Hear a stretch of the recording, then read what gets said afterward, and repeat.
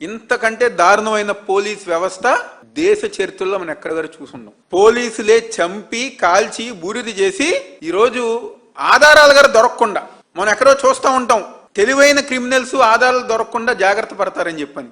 కానీ ఈరోజు పోలీసే క్రిమినల్స్ కంటే ఎక్కువగా ఆధారాలు గారు దొరకకుండా సీసీటీవీ ఫుటేజ్ మాయం చేశారంటే ఇంతకంటే దారుణం ఇంకేమైనా ఉందా? దీనికి బాధ్యత ఎవరు వహించాలి? కమిషనర్ గారు బాధ్యత వహించాలి. ఆయన బాధ్యత తీసుకోవాలి. ఈరోజు అనేక వార్తలు వస్తున్నాయి. ముందు టాస్క్ ఫోర్స్ వాళ్ళు మార్కాపురం తీసుకొచ్చారని చెప్పిన టాస్క్ ఫోర్స్ ఎవరి కంట్రోల్లో ఉంటుంది? కమిషనర్ గారి కంట్రోల్లోనే ఉంటుంది. ఆయన చెప్పందే ఏ పని గారు చేయరు. ఈరోజు టాస్క్ ఫోర్స్ వాళ్ళు సాయికృష్ణని తీసుకొచ్చి వాళ్ళు హింసించి కొట్టి తర్వాత మళ్ళీ 6 కృష్ణలంక పోలీస్ స్టేషన్లో అప్పచెప్తే అక్కడ మళ్ళీ పోలీసులు గారు కొట్టి చనిపోవటానికి కారణం ఈ వ్యవస్థ అంతా గారు. దీనికి సిపి గారు బాధ్యత వహించాలి.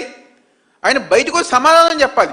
ప్రజానికం దగ్గరకు వచ్చి ఏదైతే ఇష్యూస్ ఉన్నాయో ఎంతమంది క్వశ్చన్ చేస్తున్నారు, చనిపోయారా, ఉన్నారా లేదా, లేకపోతే ఈ సీసీటీవీ ఫుటేజ్ మాయం చేస్తాం, కానీ వీటన్నిటి గురించి కమిషనర్ గారు బయటకు వచ్చి ఒక్క సమాధానం చెప్పారా?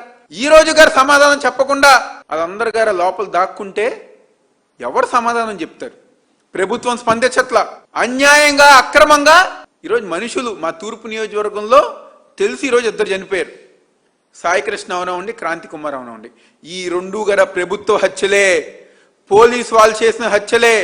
దీని మీద కమిషనర్ గారు బాధ్యత వహించాలి. ఆయన సమాధానం చెప్పాలి. ప్రభుత్వం కమిషనర్ గారి మీద చర్యలు తీసుకోవాలి.